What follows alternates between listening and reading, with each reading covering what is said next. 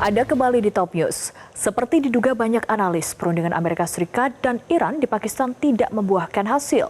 Selain sejumlah poin yang tidak ketemu, faktor tidak adanya trust di antara kedua pihak membuat gap semakin jauh. Selanjutnya, apakah opsi perangai yang dipilih atau ada babak perundingan lanjutan? Berikut ulasannya dalam Top Review.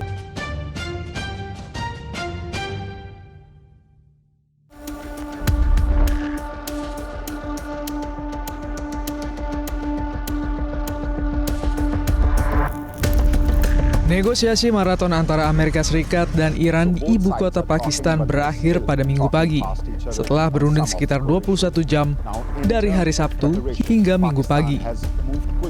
Juru bicara Kementerian Luar Negeri Iran, Esmail Baghai, mengatakan bahwa diskusi tersebut mencakup isu-isu penting termasuk Selat Hormuz, masalah nuklir, ganti rugi perang, pencabutan sanksi, dan pengakhiran perang melawan Iran dan kawasan tersebut. Para negosiator Iran menggunakan seluruh kemampuan mereka untuk membela hak dan kepentingan negara. دیگه‌ای که باید مد نظر داشت پیچیدگی موضوعات و پیچیدگی شرایط بود. بعضی از موضوعات جدید این دفعه به موضوع مذاکرات اضافه شد، مثل موضوع تنگه هرمز یا منطقه. خب اینا خودش شرایط، ویژگی‌ها و مقتضیات خودش رو داره. Di pihak lain, Wakil Presiden Amerika Serikat J.D. Vance mengatakan bahwa belum tercapai konsensus. Delegasi Amerika Serikat akan kembali ke negara masing-masing. Vance menyebut sejumlah diskusi substantif telah dilakukan, tetapi belum menghasilkan kesepakatan. Ia mengklaim Iran telah memilih untuk tidak menerima persyaratan-persyaratan yang diminta Amerika Serikat. Selama proses negosiasi, Vance mengaku berkomunikasi intensif dengan sejumlah pejabat tinggi Amerika Serikat. Kedua pihak kini sepakat untuk menghentikan sementara dialog guna melakukan konsultasi internal. The bad news is that we have not reached an agreement, and I think that's bad news for Iran much more than it's bad news for the United States of America. So we go back to the United States having not come to an agreement. We've made very clear what our red lines are, what things we're willing to accommodate them on, and what things we're not willing to accommodate them on. And we've made that as clear as we possibly could, and they have chosen not to accept our terms. Selain poin-poin substansi perundingan, masalah lain yang mengganjal adalah soal trust atau kepercayaan. Ketua Komisi Keamanan Nasional Parlemen Iran, Ebrahim Azizi, menyatakan bahwa Teheran telah terlibat dalam fase negosiasi. Namun Azizi menyebut negosiasi tidak menemui titik temu dan karena Amerika tidak dapat dipercaya. ما الان وارد یک فاز مذاکراتی شدیم، اما به هیچ وجه به آمریکایی‌ها اعتماد نمی‌کنیم. آمریکایی‌ها بدعهد هستند، به ویژه دولت حاکم، به ویژه رئیس جمهور متوهم، خودشیفته و نامتعادل آمریکا هیچ اعتمادی نداریم. اما خب حضور ما در این مذاکرات برای بیان خواسته های به حق ملت ایران و برای اثبات حقانیت ما در همین میدان و برای اینکه بگیم هم میدان جنگ رو با قدرت پیش میبریم، هم در میدان مذاکره میام حرفمون رو میزنیم. ما معتقدیم احتمالاً آقای رئیس جمهور آمریکا یک گندی بار آورده در اپستین و این گندی که در اپستین بار آورده این رو گرفتار کرده، گرفتار rejim صهیونیستی کرده. Wakil Presiden Amerika Serikat J.D. Vance juga menyatakan bahwa pihaknya belum melihat komitmen jangka panjang dari Iran untuk benar-benar menghentikan ambisi nuklirnya. The simple fact is that we need to see an affirmative commitment that they will not seek a nuclear weapon, and they will not seek the tools that would enable them to quickly achieve a nuclear weapon. That is the core goal of the President of the United States, and that's what we've tried to achieve through these negotiations. Again, their nuclear program, such as it is, the enrichment facilities that they had before, they've been destroyed. But the simple question is, do we see a fundamental commitment of will for the Iranians not to develop a nuclear weapon, not just now, not just 2 years from now, but for the long term? We haven't seen that yet. We hope that we will. Lalu apakah perundingan 21 jam di Pakistan bisa dinyatakan gagal total?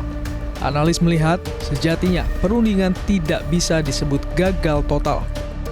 Ya, kalau kita mau nanya faktor gagalnya tentu banyak hal ya. Yang pertama mungkin bisa kita sebutkan alotnya perdebatan ataupun substansi yang sedang dibahas, apalagi dalam jumlah yang cukup banyak. Yang kedua, waktu yang sangat terbatas, hanya kurang lebih 21 jam.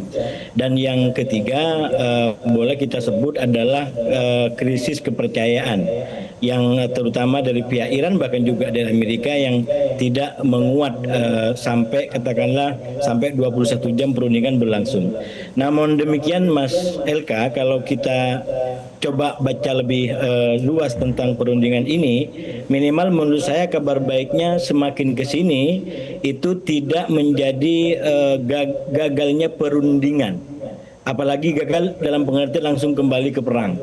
Ini justru mungkin diksi yang digunakan oleh para pihak termasuk Wapres AS bahwa ini belum tercapai, perundingan ini belum mencapai kesepakatan. Jadi memang kita harus lebih hati-hati. Apalagi kalau menggunakan bahasa tubuhnya Wapres AS itu kan seakan-akan dari kekesalan yang ditampilkan setelah jumpa pers langsung ke pesawat, langsung terbang seakan-akan mau langsung serangan gitu ya. Tapi ini sekali lagi masih jauh lebih baik. Paling tidak sampai sekarang belum ada pernyataan resmi dari Donald Trump dan mungkin dugaan saya paling tidak nunggu sampai rombongan delegasi Amerika nyampe ke Amerika untuk kemudian kita lihat keputusan yang akan diambil seperti apa. Sementara itu, Presiden Amerika Serikat Donald Trump mengklaim kemenangan militer melawan Iran dan meremehkan pentingnya negosiasi gencatan senjata yang sedang berlangsung. Trump mengakui adanya negosiasi yang sangat mendalam dengan Iran. Ia sesumbar, apapun yang terjadi, pihaknya ia klaim akan menang. Trump juga mengatakan bahwa militer Amerika Serikat sedang mencari ranjau di Selat Hormuz yang masih tetap tertutup bagi sebagian besar kapal kargo yang membawa minyak dan gas alam dari Teluk Persia. Not listening to your threats about reopening the Strait of Hormuz. How do you know that? Why do you say that? Why do you say that? You don't know anything. Who are you with? Who are you with? NBC News, Julie Surkin. ABC? NBC. Well, that's fake news. Let me just tell you, we win, no matter what. We've defeated their military. They have no navy. 158 ships are underwater, undersea. All of their minesweepers and all of their, they call them mine droppers. Can you imagine? A country has 28 mine droppers. You think that's nice? With all of that being said, they're all defeated, by the way. They're all at the bottom of the sea. Now, with all of that, they have no navy. They have no radar. They have no air force. Their leaders are all dead. Khomeini is gone. For many years, he ruled. He's gone. With all of that, let's see what happens. But from my standpoint, I don't care. Thank you. Thank you. Pakistan selaku mediator perundingan menyerukan kepada Iran dan Amerika Serikat untuk menjaga gencatan senjata setelah negosiasi berakhir tanpa kesepakatan. Sebagai tuan rumah perundingan, Pakistan menegaskan komitmennya untuk terus berperan aktif dalam menjembatani komunikasi antara Amerika Serikat dan Iran.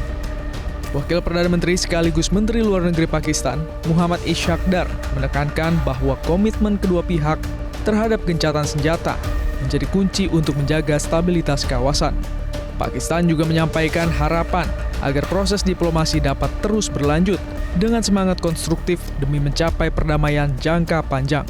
Pemerintah Islamabad menyatakan akan tetap memfasilitasi dialog lanjutan antara kedua negara dalam waktu mendatang.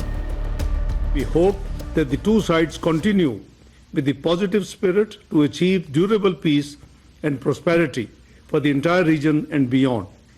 It is imperative that the parties continue to uphold their commitment to ceasefire. Pakistan has been and will continue to play its role to facilitate engagement and dialogue between the Islamic Republic of Iran and the United States of America in the days to come. Bagaimana situasi ke depan? Apakah perang akan kembali pecah ataukah akan ada potensi kedua pihak akan melanjutkan perundingan? Analis melihat bahwa kedua kemungkinan itu masih terbuka. Saya melihat ini memang kayak semacam ada kesengajaan untuk tidak menjadi deal dalam satu pertemuan. Jadi karena itu Mas Elka, saya sepakat dengan beberapa skenario yang sudah mulai muncul di media-media Timur Tengah dan media Barat. Misalkan paling tidak dua yang menurut saya relevan dengan ini, bahwa ini ke depan kurang lebih ada kemungkinan akan memasuki era perundingan yang berjilid-jilid gitu ya. Jadi katakan ini sebagai sebuah strategi, maka ini berarti meniscayakan akan ada perundingan selanjutnya. Memang ada kemungkinan bahwa ini akan berlanjut ke perundingan selanjutnya, tapi yang kedua tetap ada kemungkinan eskalasi militer mungkin lebih besar tapi terbatas. Apakah terbatas di pulau-pulau minyak, tapi kayaknya itu lebih kecil, kemungkinan besar lebih kepada Selat Hormuz ya. Ketika dunia menunggu hasil perundingan di Pakistan, Israel terus menggempur Lebanon. Banyak pihak khawatir bahwa Lebanon akan menjadi Gaza kedua karena Zionis Israel memang selalu bernafsu menghabisi pihak yang lebih lemah. Dunia kini perlu memberi perhatian lebih ke Lebanon agar genosida yang terjadi di Gaza tak berulang di Lebanon.